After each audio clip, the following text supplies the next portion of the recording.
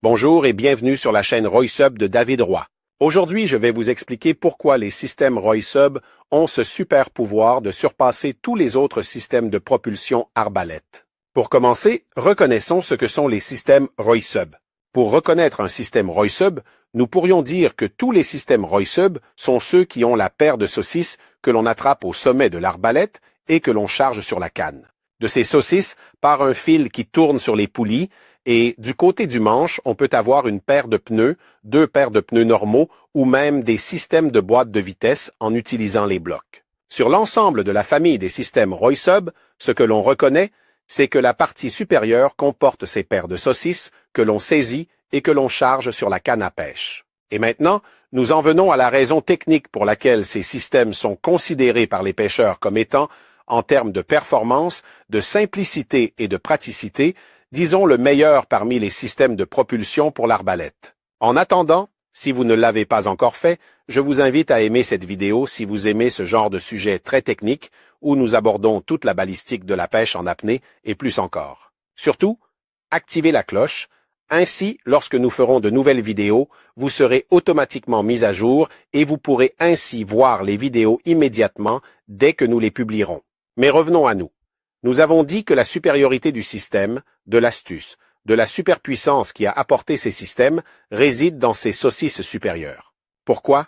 Parce que de nombreux pêcheurs, même expérimentés, n'ont pas encore réalisé que cette paire de pneus supérieurs fait son travail mécanique de poussée de la canne à pêche et le fait très bien, comme nous le disons, les systèmes dits inversés, qui n'utilisent que le caoutchouc sur la face inférieure et ressemblent au système RoySub, mais en réalité, ils sont différents. Sur la face supérieure, où ils n'ont que le fil, ils n'ont pas de poussée, donc aucune, et ils souffrent de l'effet de la rotation des poulies. Tout se joue en une fraction de seconde. Ces moments sont donc cruciaux pour le tir et le coup de feu.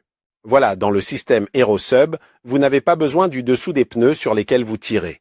C'est-à-dire qu'il entre bien sûr parce qu'il est sous traction et a donc un mouvement de force, mais bien que les poulies commencent à tourner lorsque la traction commence, pendant ce temps, les saucisses supérieures sont déjà en train de se comprimer parce que je n'ai pas besoin de faire de mouvement de rotation, donc ils poussent déjà la tige.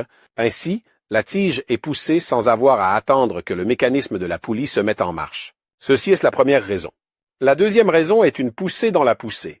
C'est-à-dire que les caoutchoucs inférieurs, lorsqu'ils entrent en action et tirent le fil relié aux capteurs centraux supérieurs, poussent la tige. Ils sont un moteur qui pousse la tige, ils ont donc un certain taux de compression, c'est-à-dire qu'ils se contractent et reviennent à leur position naturelle. À cette vitesse, la canne est déchargée. Elle correspond donc à la vitesse à laquelle la canne est lancée. Il faut ajouter la vitesse de compression des saucisses du dessus. Donc cette tige poussée par les pneus du dessous a la vitesse de contraction des pneus du dessous, en plus de la vitesse de contraction des pneus du dessus. C'est donc un coup de pouce dans un coup de pouce. Voici pourquoi nous remarquons une prise de vue très particulière. Les systèmes Fusion 1 et Fusion 2 peuvent fonctionner avec quelques caoutchoucs et pousser des tiges fines de 6 à 6,5 mm et les systèmes avec plusieurs paires de caoutchoucs jusqu'à des tiges de 7 mm.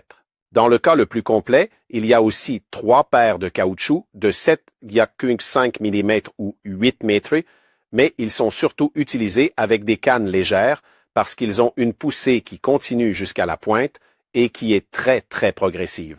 Parce que lorsque les pneus du bas créent une poussée sur la tige, les pneus du haut créent simultanément une poussée supplémentaire. C'est ce qui fait la différence avec tous les autres systèmes, qu'ils soient traditionnels, à rouleau ou inversés. Cette caractéristique de poussée dans la poussée, seuls les systèmes RoySub au monde la possèdent aujourd'hui, et c'est pour cela qu'ils sont tant aimés.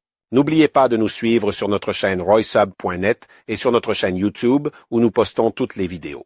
Si vous êtes curieux de voir comment ces systèmes sont fabriqués, l'histoire de RoySub et tous les détails, vous pouvez les trouver sur le site web directement de RoySub.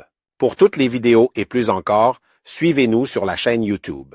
Et si vous n'avez pas encore vu la vidéo où nous expliquons toutes les caractéristiques du sniper, qui est le nom de l'arbalète que nous avons inventé et optimisé pour vous, alors cliquez sur le lien ici et profitez de cette vidéo.